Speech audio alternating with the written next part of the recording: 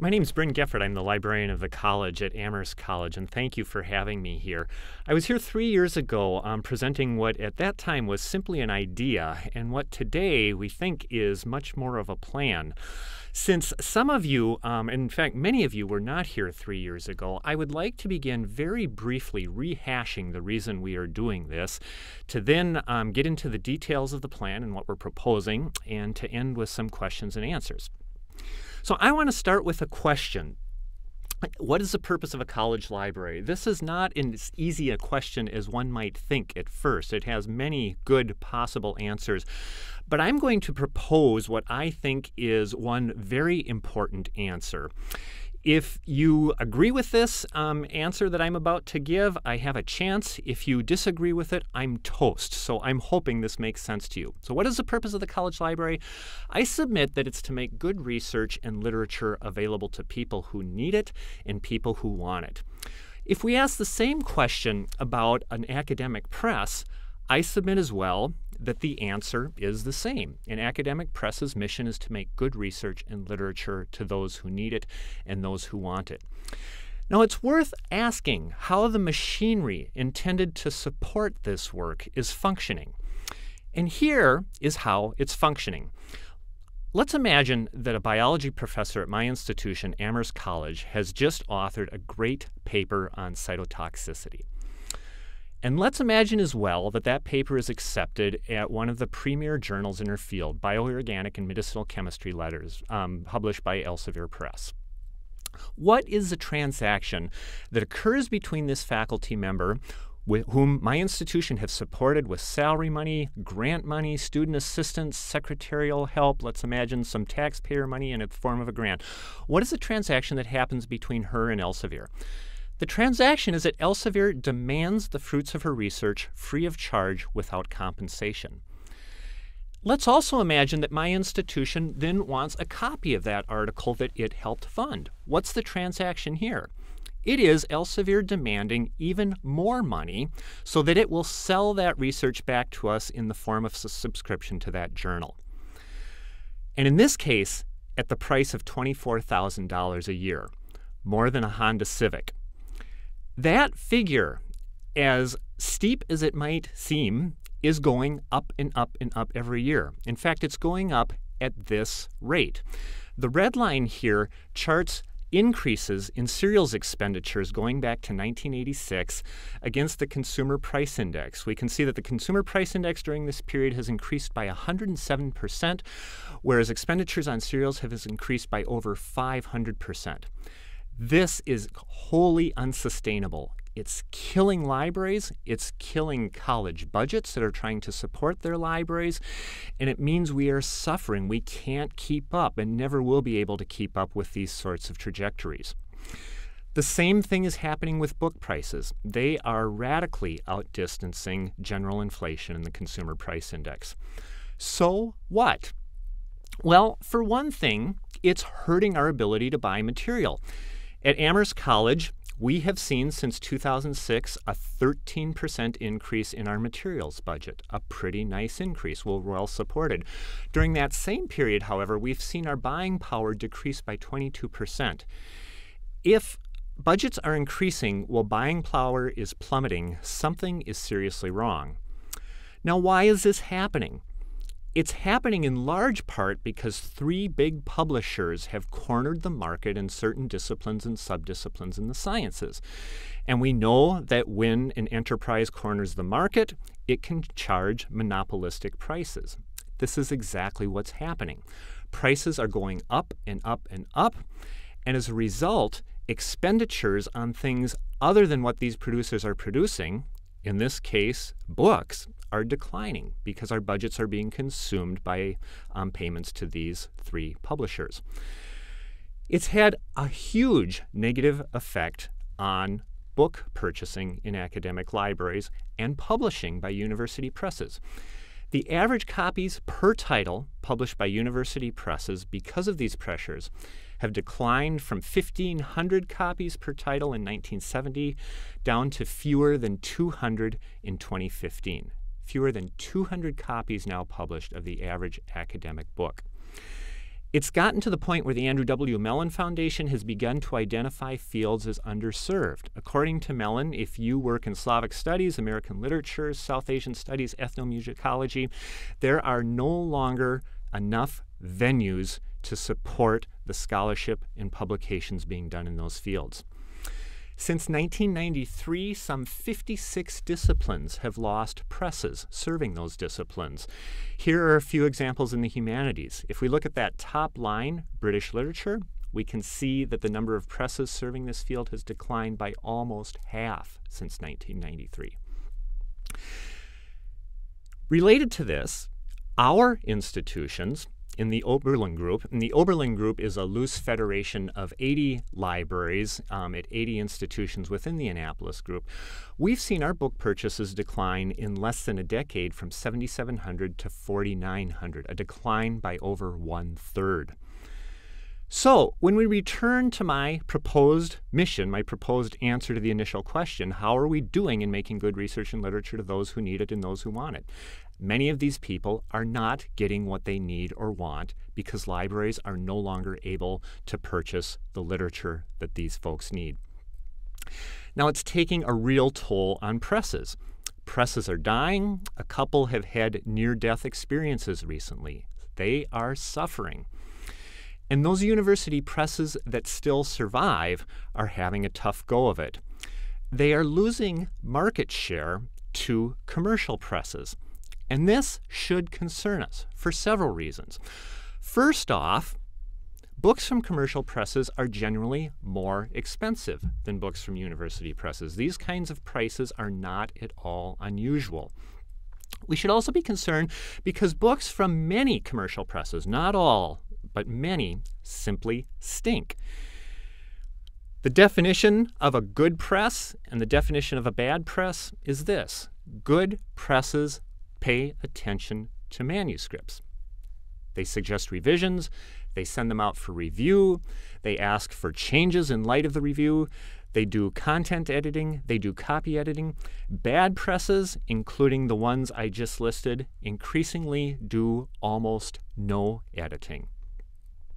But our faculty are increasingly required or forced to rely on these presses because there aren't the outlets in the university press community. So not only are we not getting good research and literature to people who need it and want it, but we're also seeing a decline in the production of good research.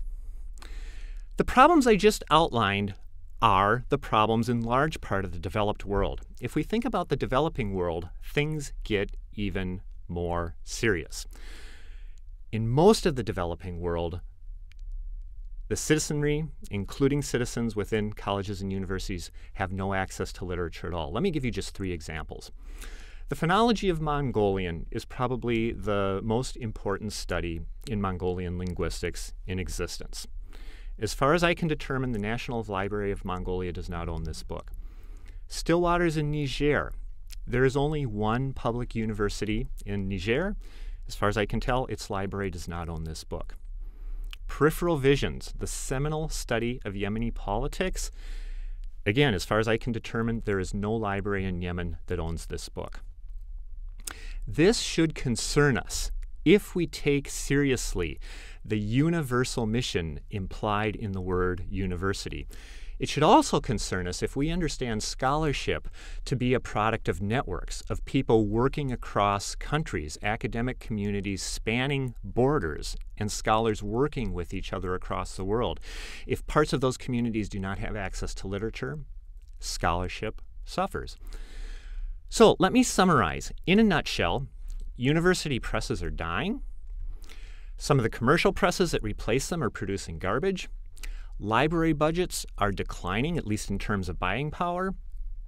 Therefore, the number of books that libraries are buying are declining, and the number of books that publishers are publishing are declining. Entire disciplines in the humanities no longer have adequate outlets for publishing, and much, in fact, most of the world has no access to scholarship at all. So what do? Increasingly, libraries and some presses are concluding that we have to build a new foundation for publishing. And Much of that attention is being paid to open access publishing as a means of returning to this mission, making good research and literature available to those who need it and want it. By open access, I mean simply two things. Literature that is made available electronically and electronically free of charge, with no barriers to those who lack funds or lack resources or lack an ability to travel. Open access advocates think about money being spent by libraries in the following way. They note that the money a library spends on a traditional book is a purchase of material that is available only to those living in the shadows of that library. In the case of our institutions, that's a potential audience of several thousand people. However, money that a library spends on an open access book is making available a book to everybody with an internet connection. At last count, 3.1 billion people is a potential audience. They also note that production costs for electronic books, and all open access material is electronic, are about 30% less than print books. There are real cost savings for producing material in this manner. There are no printing costs, no inventory costs, no warehousing costs, no shipping, and no billing costs. We also know that open access is far more effective in disseminating research. A famous study in 2006 found that 10 to 16 months after publication, open access articles were almost 3 times more likely than non-open access articles to be cited. We also know that open access material is used. Used more widely. A study 2 years ago in the Journal of Electronic Publishing reported on an experiment done at the University of Amsterdam Press, which released, or rather studied, an equal number of books that were made available only through a pay site and an equivalent number of books that were made available online free of charge. To nobody's surprise, the books that were free of charge, the open access books, were used far more than the books in the other group. Even more interesting, at least to my mind, is that the greatest increase came, at least the greatest percentage increase, came in developing countries.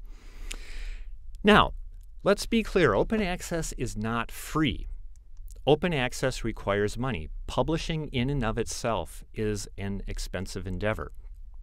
However, open access is cheaper than not changing. It's cheaper than staying put. And it's certainly cheaper than the trajectory we find ourselves on now. So, the Oberlin Group, 3 years ago, decided to commission a task force whose job it was to determine whether we collectively can make an important contribution to promoting open access publishing, to promoting and creating the kind of work that we want to see, the kind of work that we regularly complain does not exist. How do we do this? Can we help? We started with the following observation. 17% of university presses now report to libraries, and this number is always increasing. It seems every month you hear about a new university press that is going to report to a library. When you bring a university press and a library together in one organization, you can try to align what I submit is, by its very nature, the common missions of each. This also allows you to repurpose funds, and in many cases to take funds traditionally spent only on the library, give those funds to the press so that the press can produce the kind of work in the kinds of ways libraries are arguing it ought to be produced. I want to be clear here that most of these endeavors are not seeking or taking new funds from the institute in which the press and the library exists. They're simply repurposing funds. And this is important. I'm going to return to this in just a minute. So the task force in the Oberlin Group contracted with a consulting firm in the UK called TBI Communications. It's headed by Melinda Kennaway, who was a former editor at Oxford University Press. And with Melinda's help, produced a report that did a serious study of the academic publishing community, trying to determine whether a new press could make a go of it. Is there a market of new works? Are there niches that aren't being filled? Are faculty and scholars likely to publish with a new press that adheres to some of the commitments I alluded to earlier? The answer to that was an overwhelming yes. And we have called our attempt to create this the Lever Initiative. This is our working title, and we say Lever because we were working with a British consultant. The task force made a surprising conclusion, which was that we should not create an entirely new enterprise, at least not an enterprise staffed wholly by new players. Instead, it decided to send out a call for proposals to university presses asking who might be interested in partnering with us to form a new press that adheres to the commitments I just described. We received proposals from a number of very good academic presses, which I can't name because of confidentiality agreements. The winning proposal was a joint proposal from Amherst College Press, which is why I am here before you today, and the University of Michigan Press. This proposal suggests that on behalf of the new Lever Press, Amherst will conduct refereeing, it will oversee editing, and it will manage workflow. The University of Michigan Press, which is well versed in production, will oversee design, production, and distribution. And in fact, the University of Michigan just received a $900,000 grant from the Mellon Foundation to develop a new production platform for electronic publishing. It's very exciting what we think is coming down the pike in a couple of years. This report also urged us to embrace the following commitments. Everything published by this new press will be issued under Creative Commons licenses. In other words, available to the 3.1 billion internet users worldwide. It will have complete credibility with the academic community, scholars, and faculty. They will equate what this press publishes with the best work at other presses. We will endorse and embrace peer review and scrupulous editing. In other words, those things we see in increasingly short supply among some of the commercial presses that are gaining greater market share. We will not have author fees. Many open access publishing ventures require authors to pay a fee to the press. This is how they fund themselves. The University of California Press a few months ago made a big splash with its Luminos initiative, a major new effort to publish open access monographs. However, the University of California Press is going to require several $1,000s from authors who publish with it. We have resolved we won't do this. We don't want to erect those kinds of barriers between potential authors and our venture. We also will embrace the liberal arts, those areas especially that are seeing fewer publishing opportunities than were in the past. And as liberal arts institutions, we think this is a very important identity for our press to have. And we are also, perhaps most excitingly, committed to embracing what can be done with technology and new media, to explore seriously and creatively what kinds of work we can produce when we're not limited by pages between covers. What can we do with audio, with media, with data sets, data manipulation, new ways of presenting and displaying and manipulating information. There is a tremendous void in scholarly publishing now for this kind of work. And when we talk to our faculty, they tell us over and over and over again that their innovative work does not have outlets that can review it, put a serious imprimatur on it, and distribute it in ways that it will be used. This is a vacuum that we can enter and we think make a serious contribution to. In other words, we're facing a sea change right now, especially in the digital humanities. We have an opportunity not only to have a seat at the table in shaping how this kind of publishing happens, but in this case, we believe even to have a seat at the head of the table, to shape and form the dialogue that is developing. Now, our initiative has created a business plan. I'm going to walk us through it very quickly. We propose an oversight board comprised of Annapolis group representatives. That oversight board will oversee an editorial board, which we would like to fill with Annapolis group faculty. Faculty who are scholars in their field, well-known, versed in the publishing world, respected, and whose presence in our endeavor will make us well known and well respected. We are also proposing that we solicit competitive applications for series editors from our faculty. In other words, to allow faculty to propose series that they have always dreamed of producing, to offer them a chance to create a series with the full resources of the University of Michigan Press, working with Amherst College Press, to design important work that they don't feel is being done elsewhere. And we are open to any and all ideas so long as those proposals adhere to the commitments I just outlined. We have been surprised, overwhelmed, and incredibly heartened by the number of faculty we've talked to who are excited about this opportunity.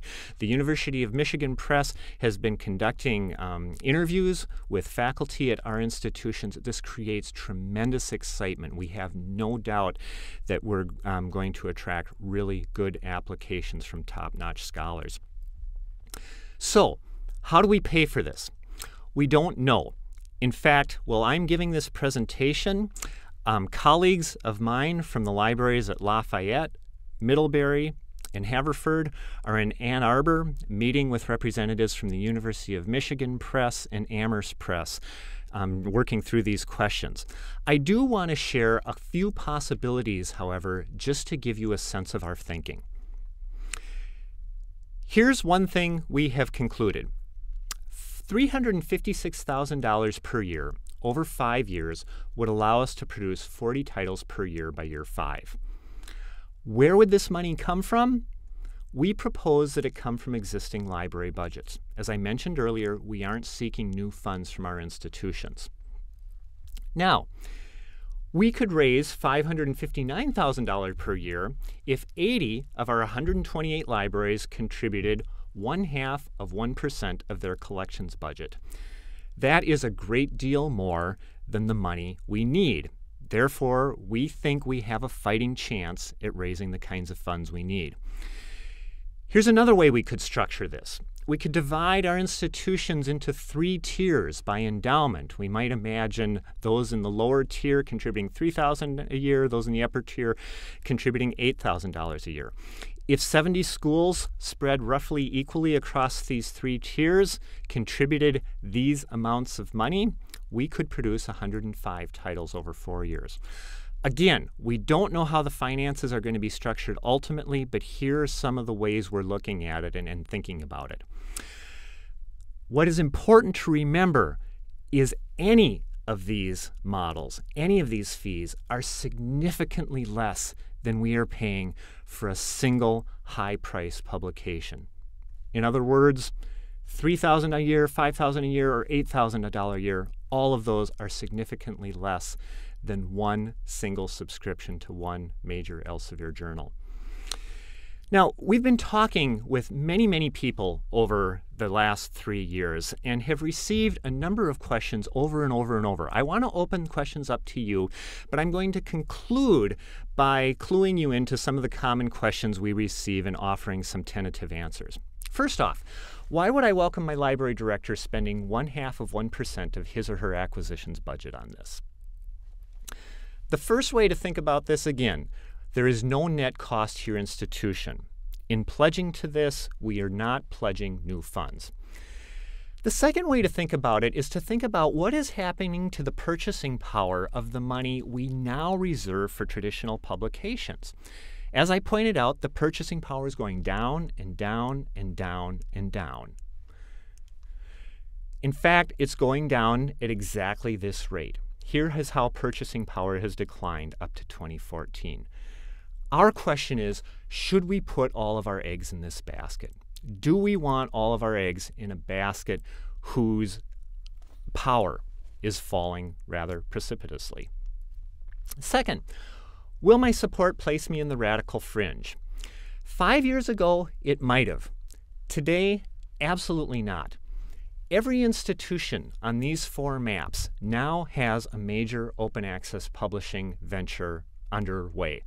And many of these ventures are happening as partnerships between university libraries and university presses. We are not first to the table in any way, shape, or form. We do think we can make unique and innovative contributions here, but we are not in the fringe. What is my school's return on investment? If I do give money to this, what do I get? Or what do we get? Here's one way I like to think about this. Think about a traditional book that you now purchase for your library. The chance that that book, any given book, will circulate even once is, depending on which study you believe, plus or minus 50% plus or minus 10%. In other words, the chance that a book you purchase will circulate is the chance of drawing red on a roulette wheel. On the other hand, the chance that a book supported by this venture will circulate 100%. It's guaranteed. Those are far better odds. Think of it this way. The potential audience for a book that your library purchases, at Smith, that's 2,600 students and 377 faculty. At Agnes Scott, about 1,000 people total. The potential audience for a book published by this initiative is something like this. No comparison. Fourth, is there an audience for work like this? Faculty often ask this question, will people really read my work? This is a book that was published just 7 months ago by a faculty member at Bowdoin College. In just 7 months, this book has been downloaded 1,153 times. Compare that to the statistic I shared earlier, which is that the average book, print book, now sells 200 copies, and only 100 of those copies ever circulate. The power, the return on investment for open access publishing, far greater than traditional publishing. MIT recently did a study that tracked open access publications of MIT faculty across the globe, and you can see here the tens of thousands and hundreds of thousands of times that that work has been used in countries around the world. In fact, if you look at this map closely, you will see that there are only 3 countries in the entire world that do not have a download: the Central African Republic, Guinea, and Western Sahara. Every single other country does. Finally, think about return on investment in this way. Let's think about what is now freely available and what's now not freely available.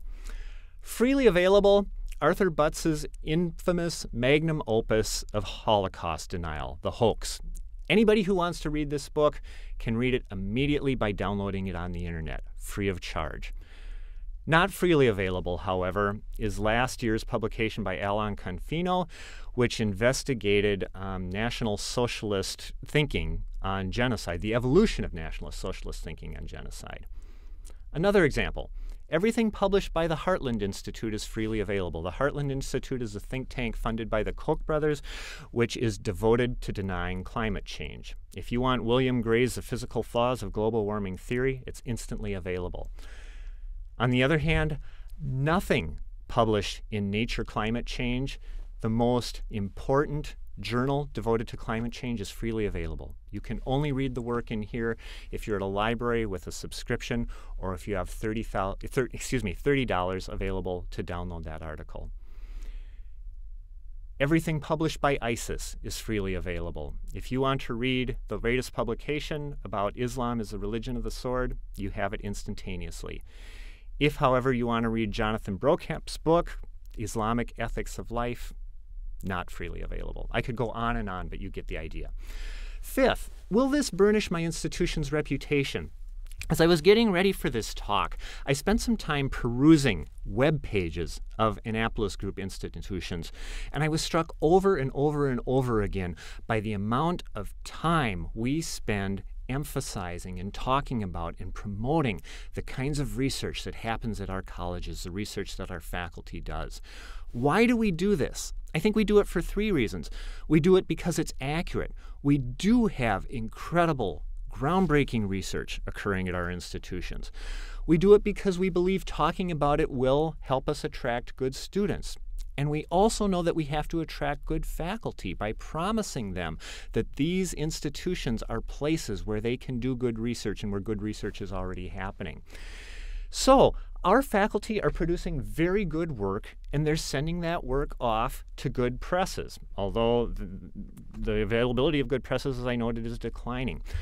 What we're lacking at our institutions is the other half of that equation, which marks, at many other places, serious research, namely the ability to produce the final copies of that research.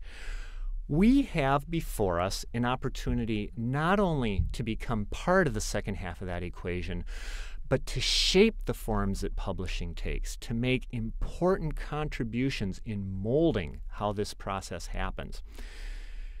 And finally, is this utopian? I get this question a lot. In one respect, it is. It's utopian in that it hopes to move us or make a small contribution to moving us away from collections that are isolated, autonomous, and cut off from each other to a system in which collections and work flow freely without encumbrances or barriers to whoever needs it. So in this respect, it is utopian. But I also argue that it's intensely pragmatic.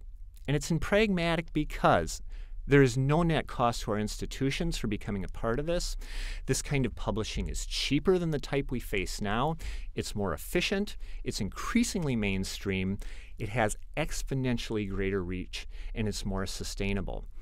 But even more than this, and this is what I'm going to leave you with, it does the following three things. It allows us to use our resources more effectively and more efficiently. We know we are not doing that now. We have to find ways to do this. Second, it gives our institutions a seat at the table.